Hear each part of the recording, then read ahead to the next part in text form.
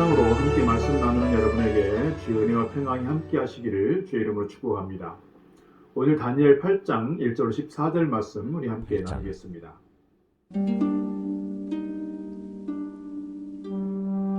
나 다니엘에게 처음에 나타난 환상 후 벨사살 왕 제3년에 다시 한 환상이 나타나니라.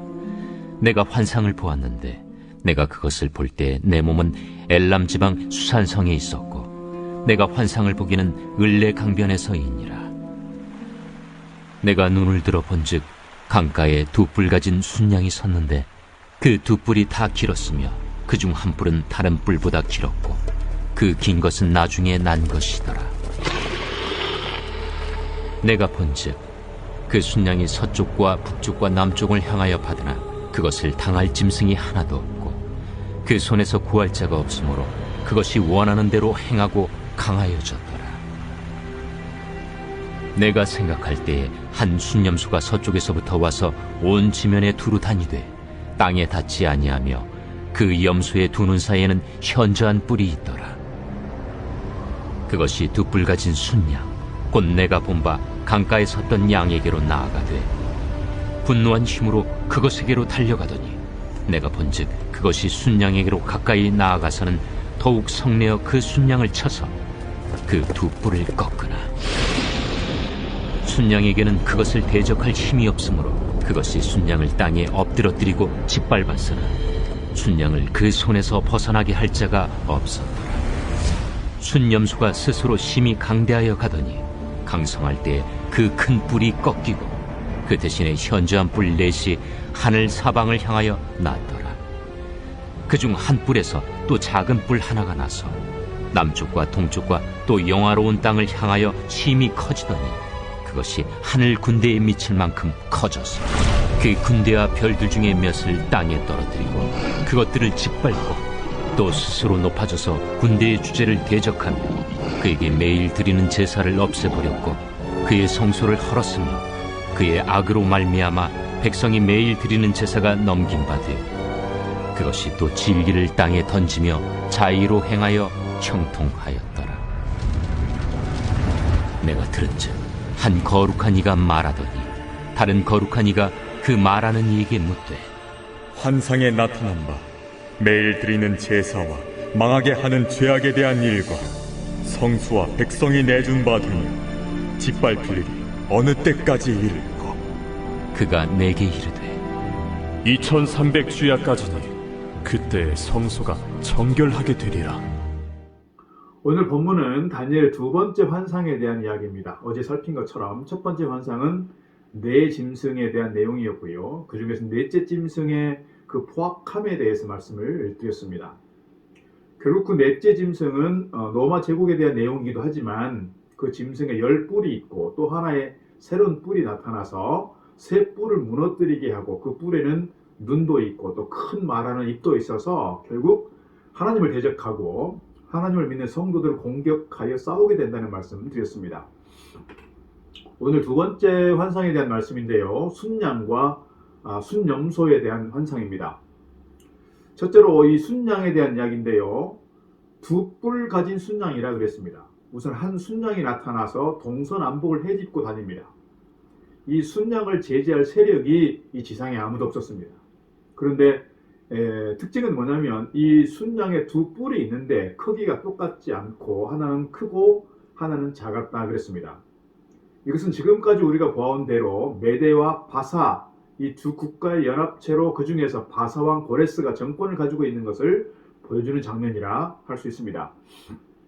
3절에 보니까 내가 눈을 들어 본즉 강가에 두 뿔 가진 순양이 섰는데 그 두 뿔이 다 길었으며 그중 한 뿔은 다른 뿔보다 길었고 그 긴 것은 나중에 난 것이더라 그랬습니다.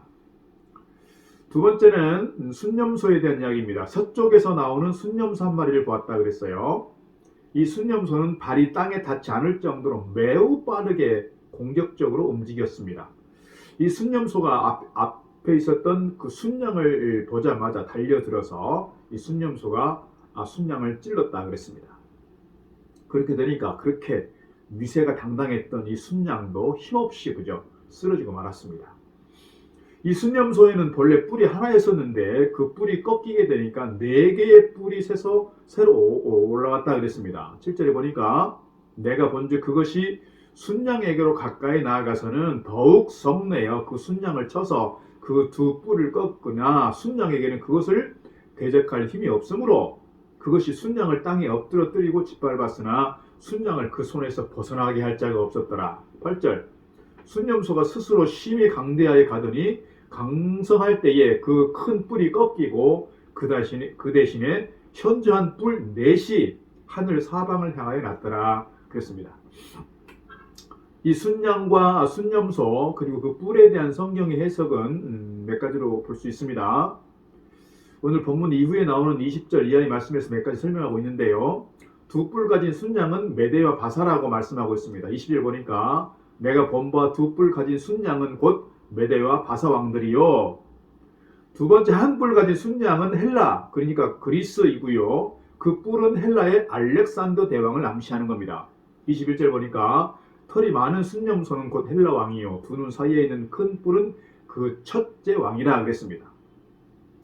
세 번째로 한 뿔이 꺾인 자리에서 나온 4개의 뿔은 알렉산더 사후에 분열되는 이 그리스의 4나라를 암시한다 볼 수 있습니다. 22절 보니까 이 뿔이 꺾이고 그 대신에 4뿔이 났은즉 그 나라 가운데서 4나라가 일어나되 그 권세만 못하리라 그랬습니다. 이 하나님의 말씀은 고대 아랍 지역과 유럽 지역에서 그대로 성취된 것을 볼 수가 있습니다. 그런데 이상한 것은 이 순양의 4뿔 중에 하나에서 작은 뿔 1개가 새롭게 돋아나는 겁니다. 어제도 10뿔 가진 짐승의 머리에서 한 작은 뿔이 돋아났는데 이 작은 뿔이 적그리스도를 상징한다 말씀드렸는데요. 오늘 이 본문에서의 작은 뿔도 역시 적그리스도를 상징한다 하겠습니다. 이 작은 뿔에 대한 몇 가지 말씀 좀 드리자면 이 뿔은 기존의 한 뿔에서 나왔다 그랬습니다. 많은 성경학자들은 이 작은 뿔을 역사적으로 해석할 때 당시 수리아 지역을 통치하던 안티오쿠스 왕조의 제8번째 왕이었던 에피파네스를 가리킨다 이렇게 말하게 됩니다. 두 번째로 이 뿔은 영화로운 땅을 넘보게 됐다는 건데요. 그래서 안티오쿠스 에피파네스는 예루살렘으로 공격해 들어와서 그곳을 점령하고 유대인들을 박해하게 되는 겁니다. 또 하나 더 나아가자면 이 뿔은 하나님의 성전에서 매일 드리는 제사를 폐지합니다.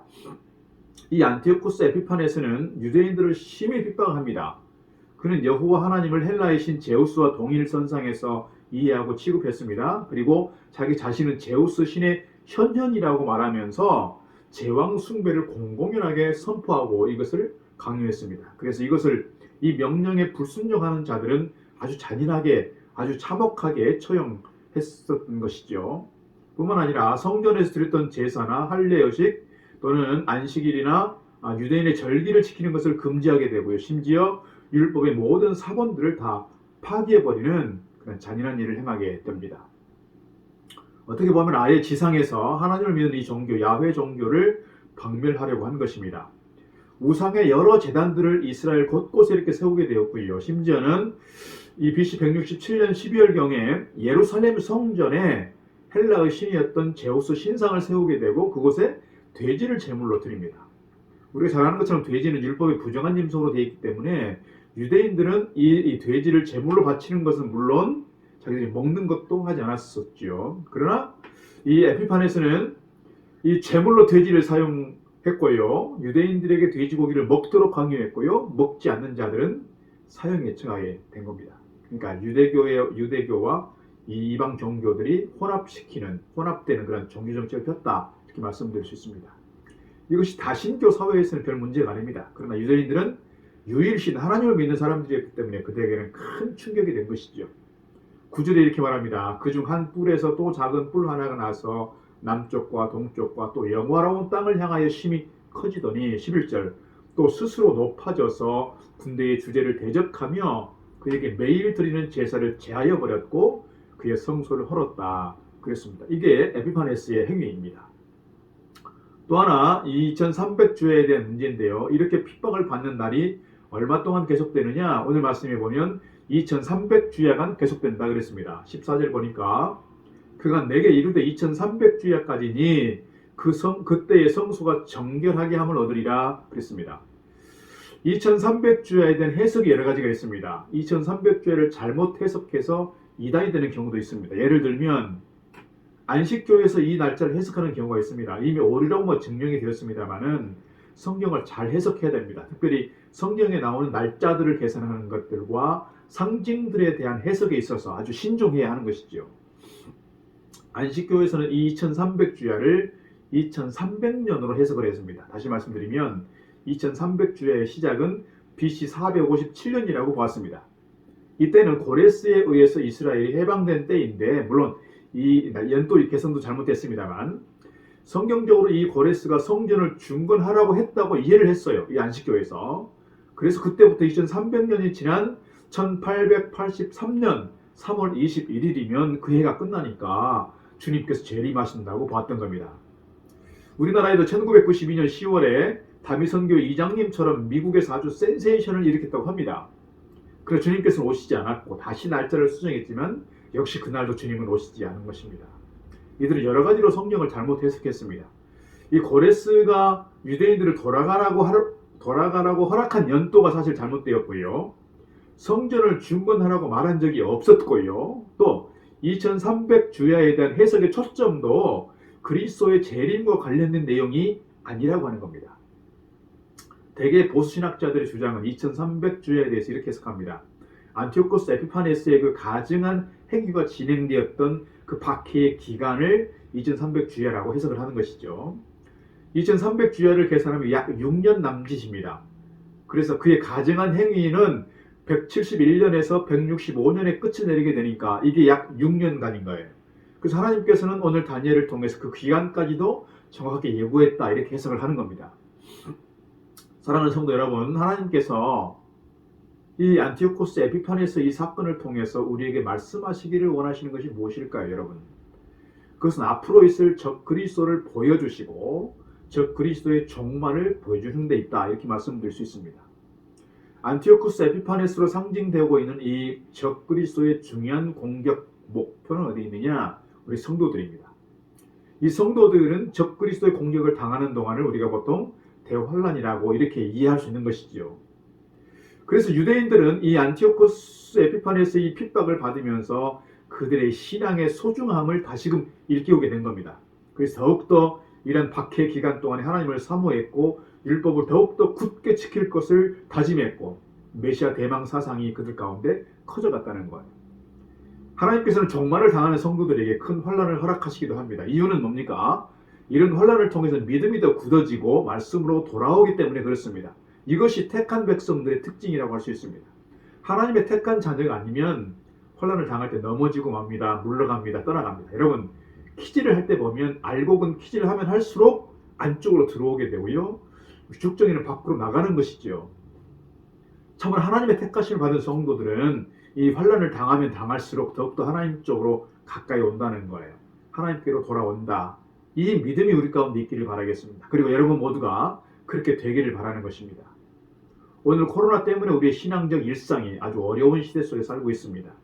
이런 때에 더욱더 우리가 하나님을 찾고 말씀과 기도의 삶으로 나아가야 할 줄로 믿습니다.